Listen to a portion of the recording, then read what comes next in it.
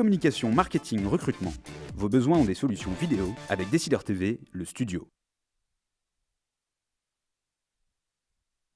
Bonjour à tous et bienvenue dans notre duplex bourse du vendredi 6 décembre 2013. On se connecte comme d'habitude avec la salle des marchés de Bourse Direct et notre expert Jean Amar. Bonjour Jean. Bonjour Clémentine.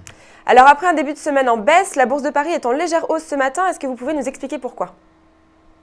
C'est vrai, après avoir perdu 200 points sur 4 séances, le marché se reprend un petit peu ce matin.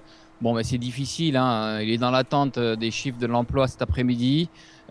Chiffres qui restent déterminants pour le calendrier de réduction des achats de la Fed qui va être dans les discussions, qui était dans les discussions et qui sera encore dans les discussions, à mon avis, dans les mois à venir. Il y a eu ce matin aussi le déficit commercial de la France qui s'est réduit en octobre du fait de la baisse de la facture énergétique avec le recul du prix du pétrole.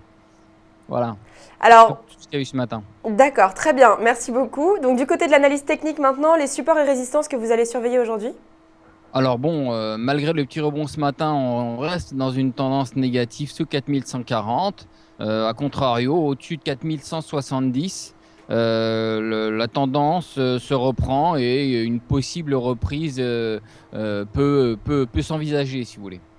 Alors du côté des titres maintenant, il y en a deux qui retiennent votre attention. Il s'agit d'Alcatel et de Club Med. C'est vrai, Alcatel ce matin a annoncé son retour dans le CAC 40 dès le lundi 23 décembre, un an après l'avoir quitté, quoi. Il remplacera ST Micro.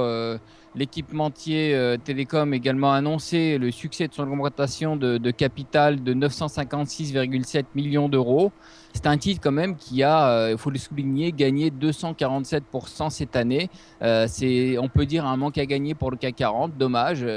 J'espère qu'il ne va pas faire machine arrière maintenant qu'il est rentré, donc ça sera à surveiller. Il y a eu aussi Club Med ce matin qui a annoncé une perte de 9 millions d'euros au titre de l'exercice 2012-2013, pénalisé par des coûts de restructuration et un tassement de l'activité touristique qui s'est accentué depuis cet été, en particulier vers des destinations prisées comme l'Égypte et la Tunisie. Donc le groupe s'est fixé comme objectif, dans les années qui viennent, sur les marchés internationaux, de créer le tiers de sa clientèle d'ici 2015.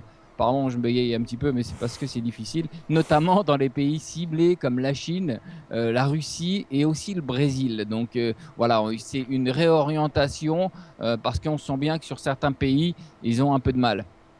Alors on va terminer maintenant du côté de Wall Street où de nombreuses statistiques sont attendues cet après-midi. Exactement, Wall Street a terminé dans le rouge.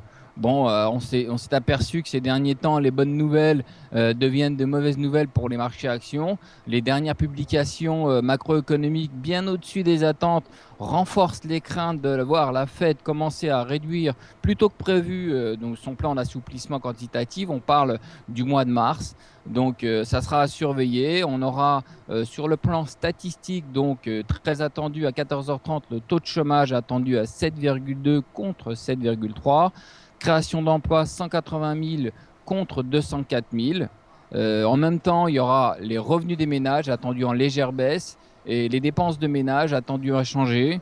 Et à 15h55, pour terminer, l'indice de confiance du consommateur de l'Université du Michigan qu'on attend en légère hausse. Voilà pour le programme d'aujourd'hui. Merci beaucoup Jean pour toutes ces précisions. On se retrouve lundi pour un nouveau duplex. En attendant, très bonne séance à tous et bon week-end à lundi.